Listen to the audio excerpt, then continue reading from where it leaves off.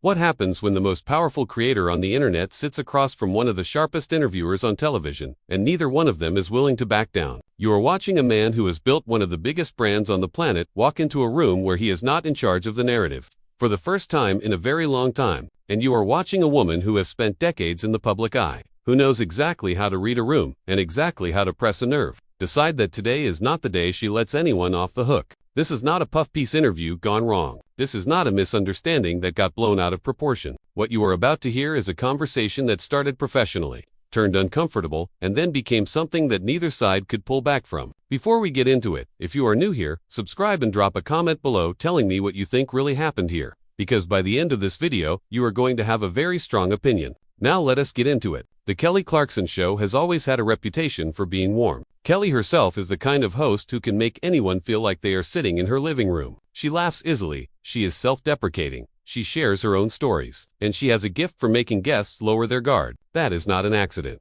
That is craft. And it is exactly what makes what happened with MrBeast so interesting. Because for once, that warmth became the very thing that created the friction. MrBeast, whose real name is Jimmy Donaldson, came onto that stage carrying the full weight of what he has become. We are talking about a man who does not just make YouTube videos. He funds them like feature films. He employs hundreds of people. He has built a chocolate company, a burger brand, and a philanthropy operation that has given away more money than most people will see in 10 lifetimes. He is used to walking into rooms where everyone already knows his story, already respects the scale of what he has built, and is ready to celebrate it. Kelly was not in celebration mode. She opened the interview the way she opens most interviews, with a smile and a sense of genuine curiosity. She told him she was excited to have him on, that her kids watch his videos, that she finds what he does fascinating. And MrBeast, to his credit, came out loose and confident. He was cracking jokes, leaning back in his chair, doing the version of himself that plays well on camera. The crowd loved it. You could feel the room warming up. Then Kelly said something that shifted the temperature. She leaned forward slightly and said, "I want to ask you something that I have been genuinely curious about, and I hope you take it in the spirit it is meant, because I find you genuinely interesting." She paused, just long enough for the room to tune in. "You talk a lot about giving. You talk about changing lives. But you also build your entire business model around spectacle, around people watching other people suffer or struggle or compete under extreme pressure. So where is the line for you, genuinely, between generosity and entertainment?" The audience made a sound, not quite a gasp, not quite a cheer, somewhere in between. That sound that live audiences make when they realize the conversation just got real. MrBeast smiled, but it was a different smile from the one he walked out with. This one had more weight behind it. "I think that is a really interesting way to frame it," he said, "but I would push back on the word suffer. The people who come on my videos, they sign up. They know what they are getting into. Nobody is being tricked." Kelly nodded. "Oh, I believe that completely," she said. "I am not suggesting anyone is being deceived. What I am asking is more about the psychology of it. Because when you watch someone sit in a box for 24 hours or endure cold water for a prize, the entertainment value comes from their discomfort. And you are a smart enough person to know that. So how do you hold that?" MrBeast shifted slightly in his seat. "I think you could apply that logic to almost any competition show," he said. "Survivor, Fear Factor, The Amazing Race. People have been watching other people in uncomfortable situations forever. I did not invent that." "No, you did not," Kelly agreed, "but those shows have networks behind them, standards and practices, departments, unions, oversight. You are essentially a one-man operation at a scale that rivals all of those things combined. So the question is not whether this is a new idea. The question is whether the accountability matches the scale." There was a pause, a real one, the kind that is not filled with laughter or applause. MrBeast said, "I have more oversight on my sets than most television productions. I have medical teams. I have safety coordinators. I have legal teams. I take that stuff incredibly seriously." Kelly did not challenge that directly. Instead, she said, "I believe you. And I want to be clear. I am not coming at you. I am genuinely asking because I think the conversation is worth having. You are one of the most influential people on the planet right now, not just in entertainment, but in terms of how young people think about success and fame and what it means to do good. That is a lot of weight."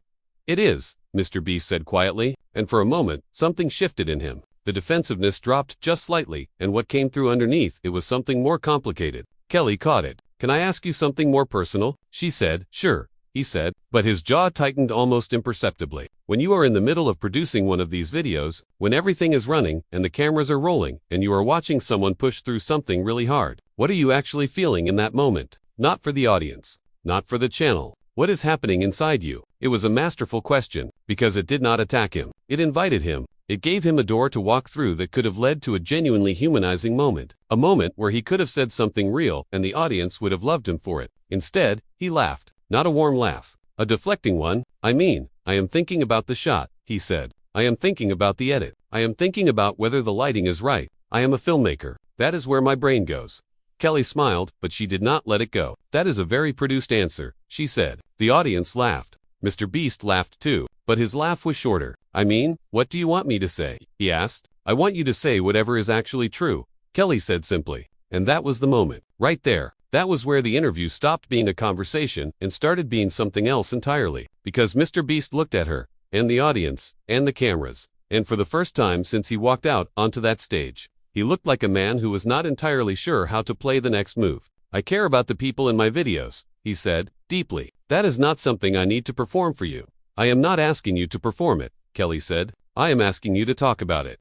I feel like no matter what I say right now, it is going to be clipped and taken out of context, he said, and his voice had an edge in it now that had not been there before. Kelly tilted her head. That is a very interesting thing to say on a live television show. It is an honest thing to say, he replied. It is, she agreed, and I respect that honesty. But I want to point something out, because I think it is important. You have a channel where you present yourself as completely authentic, where everything is about realness and scale and genuine emotion. And the moment someone asks you a real question in a real conversation, your first instinct is to think about the edit.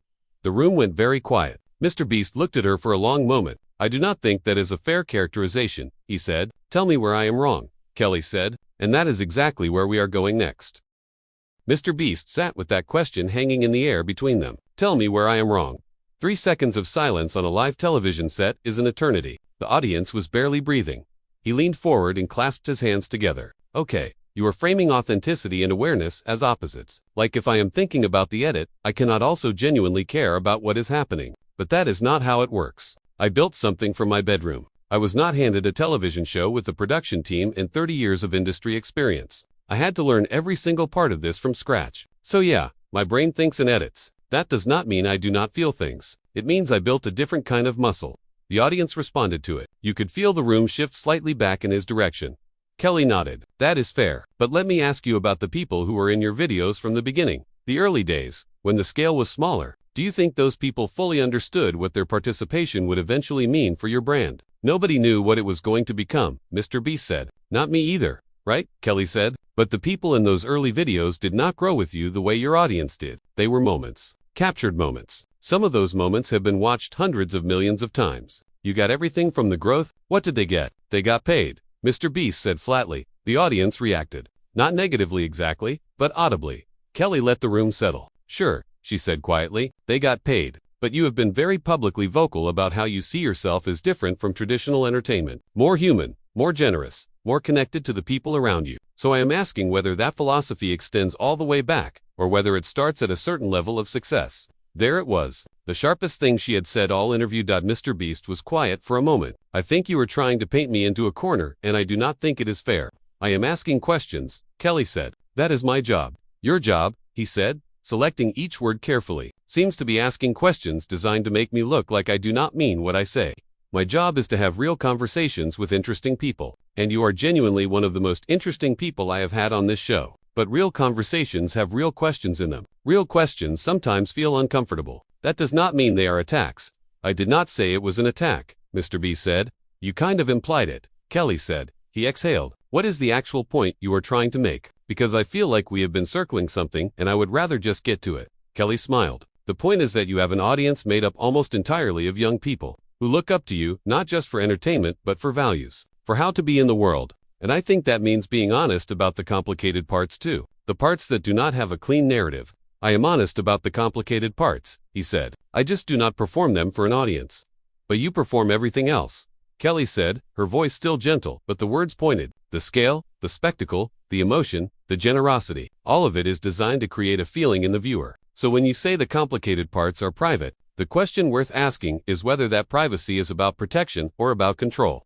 The audience was silent. MrBeast said, I think you are very good at making people feel understood while actually backing them into a corner, and I am aware of what is happening right now. Every question is designed so that if I say I care, it becomes a performance. If I say, I think about the edit, it becomes evidence. I am detached. There is no version of my answer that lands cleanly. Or, Kelly said. It might mean the reality is genuinely complicated and does not have a clean landing.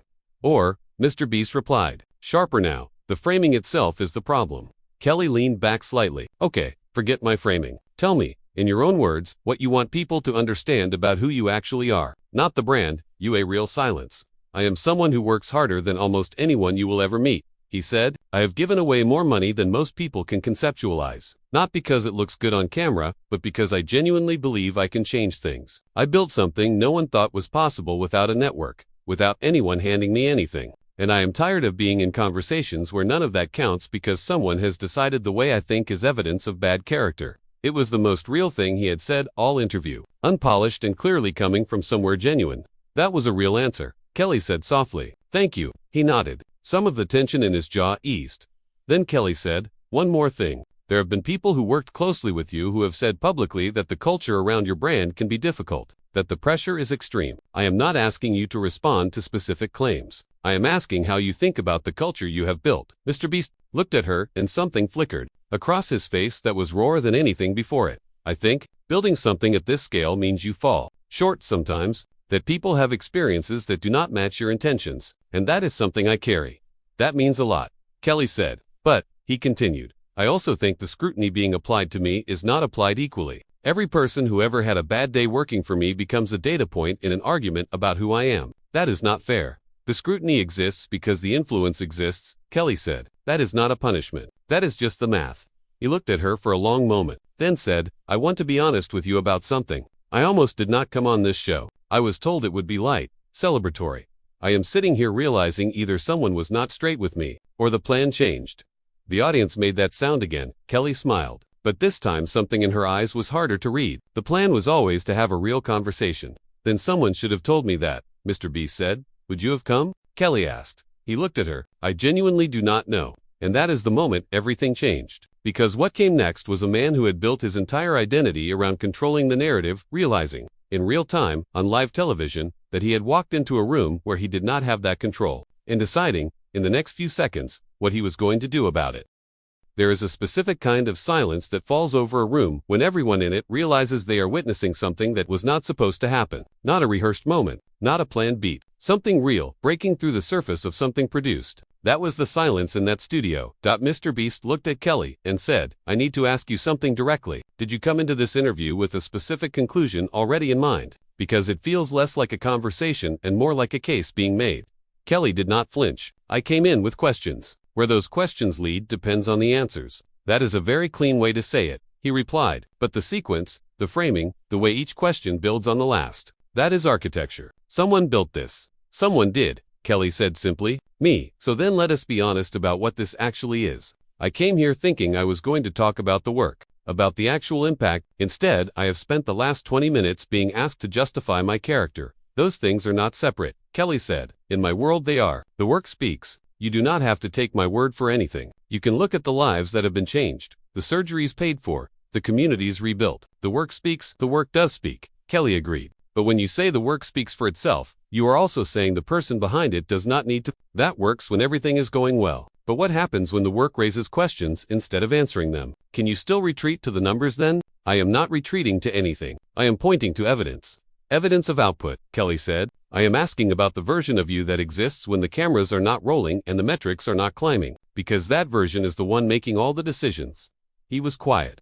I think the reason this conversation feels uncomfortable, Kelly continued, is not because I am being unfair. It is because you are genuinely not used to a situation where your output cannot close the argument, where someone looks at everything you have built and says, yes, and, what else? MrBeast said, I think you are a good interviewer. He paused. I also think this interview was designed so that if I push back, I look defensive. If I open up, I look like I am performing. And if I walk off, that becomes the headline. Kelly looked at him carefully. Is that something you are considering? I am considering a lot of things right now, he said. The audience laughed. The nervous kind. Kelly leaned forward. Then let me say this genuinely. You do not have to stay if this does not feel right. But nothing I have asked today came from a bad place. It came from believing you are someone worth taking seriously. Not just as a creator or a businessman, but as a person with real influence over how a generation thinks about what matters. Something in MrBeast's expression shifted, recalibrated. I can sit with hard questions, he said. Quietly. I know you can, Kelly said.